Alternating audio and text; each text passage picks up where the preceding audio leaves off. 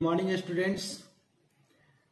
आज की क्लास में हम लोग डीसी मोटर्स के कुछ इंपॉर्टेंट पॉइंट्स को देखेंगे। तो सबसे पहला क्वेश्चन ये उठता है कि डीसी मोटर कहते किसे हैं। वैसा मोटर जो डीसी सप्लाई को मैकेनिकल ऊर्जा में बदलता है उसे हम लोग डीसी मोटर कहते हैं। डीसी मोटर किस सिद्धांत पर कार्य करता है?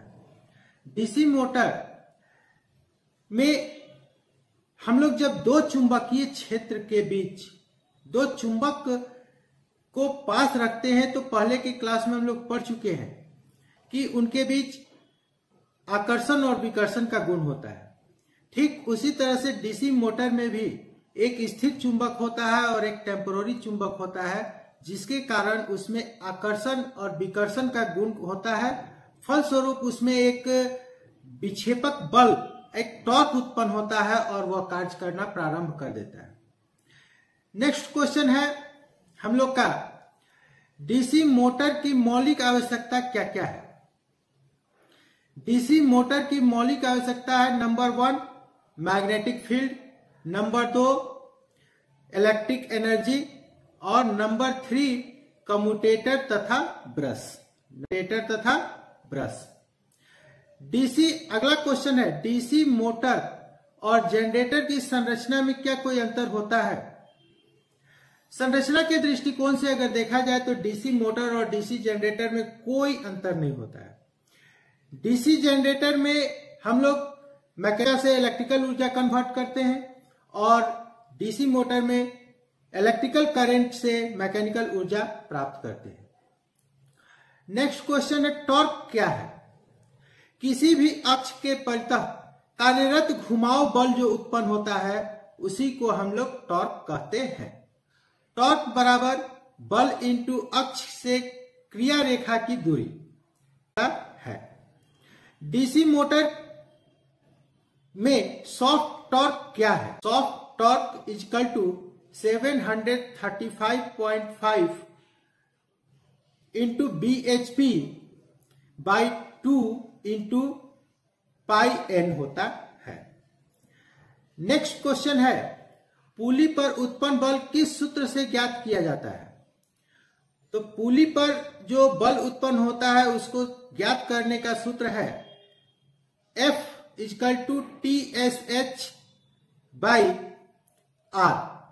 यहां TSH है सॉफ्ट का टॉर्क और R है पुली की त्रिज्या मीटर में। नेक्स्ट क्वेश्चन है, गति किसे कहते हैं? मोटर के घूर्णन को ही गति या स्पीड कहते हैं। मोटर के घूर्णन को ही गति या स्पीड कहते हैं। आरपीएम क्या है? राउंड पर मिनट, स्पीड राउंड पर मिनट। और आरपीएस क्या है? राउंड पर सेकेंड स्पीड। राउंड पर सेकेंड स्पीड को आरपीएस कहते हैं। बैक ईएमएफ क्या है? आर्मेचर में चुंबकीय बल रेखाओं के कटने से के फलस्वरूप जो ईएमएफ उत्पन्न होता है उसी को हम लोग बैक ईएमएफ कहते हैं। Back EMF equal to Z into N by 60 into P by A होता है। नेक्स्ट क्वेश्चन है हम लोग का कि लैप वाइंडिंग में A इक्वल P होता है जबकि वेव वाइंडिंग में A इक्वल टू Z होता है। डीसी मोटर कितने प्रकार के होते हैं? डीसी मोटर 3 प्रकार के होते हैं। Number 1 series motor, number 2 shunt motor और नंबर 3 कंपाउंड मोटर। अब ये सवाल आता है कि सीरीज मोटर कहते किसको है? वैसा मोटर जिसमें फील्ड और आर्मेचर कॉइल एक दूसरे से सीरीज में जुटे होते हैं उसे हम लोग सीरीज मोटर कहते हैं, जैसा कि फिगर में दिख रहा है। शंट मोटर किसे कहते हैं? इस मोटर में फील्ड कॉइल और आर्मेचर पैरेलल में जुटे होते हैं, इसे हम लोग शंट मोटर कहते हैं। कंपाउंड मोटर किसे कहते हैं? कंपाउंड मोटर में फील्ड का एक अंश आर्मेचर के साथ सीरीज में जुटा होता है और फील्ड का दूसरा अंश आर्मेचर के साथ पैरेलल में जुटा होता है, जैसा कि आप फिगर में देख रहे हैं। कंपाउंड मोटर को कितने प्रकार से बांटा जाता है? कंपाउंड मोटर को दो प्रकार से बांटा जाता है, शंट कंपाउंड मोटर और दूसरा शॉर्ट शंट कंपाउंड मोटर, जैसा कि आप फिगर में भी देख रहे हैं। नेक्स्ट क्वेश्चन है, सीरीज मोटर का उपयोग किन किन स्थानों पर किया जाता है? तो सीरीज मोटर जो होता है वो एक विशेष प्रकार का मोटर होता है, जिस मोटर को बिना लोड कभी भी सप्लाई नहीं देना चाहिए, क्योंकि जब हम बिना लोड इसमें सप्लाई देते हैं तो अचानक इसका स्पीड काफी ज्यादा तेज हो जाता है और काफी ज्यादा तेज होने के कारण मोटर जल भी सकता है।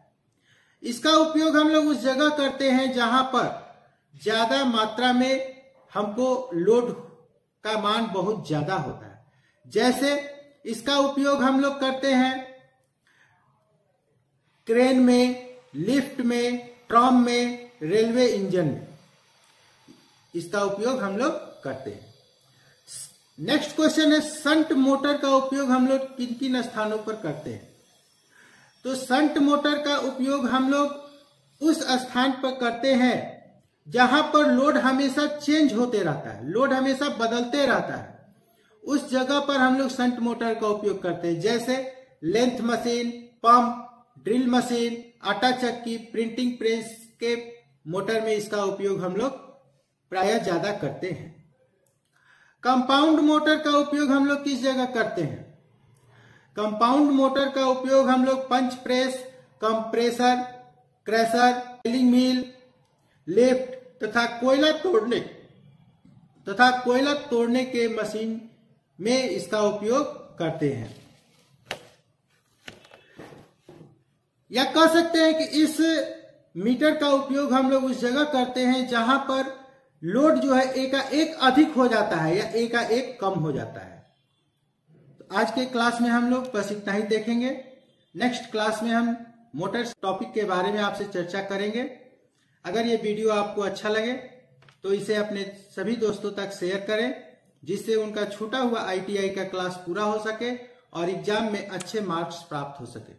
अभी तक आपने अगर मेरे चैनल को सब्सक्राइब नहीं किया है तो चैनल को सब्सक्राइब करें, साथ ही साथ बेल नोटिफिकेशन को ऑन करें, जिससे इस चैनल पर लोड प्रत्येक वीडियो का नोटिफिकेशन आप तक पहुंचता रहे। Thank you.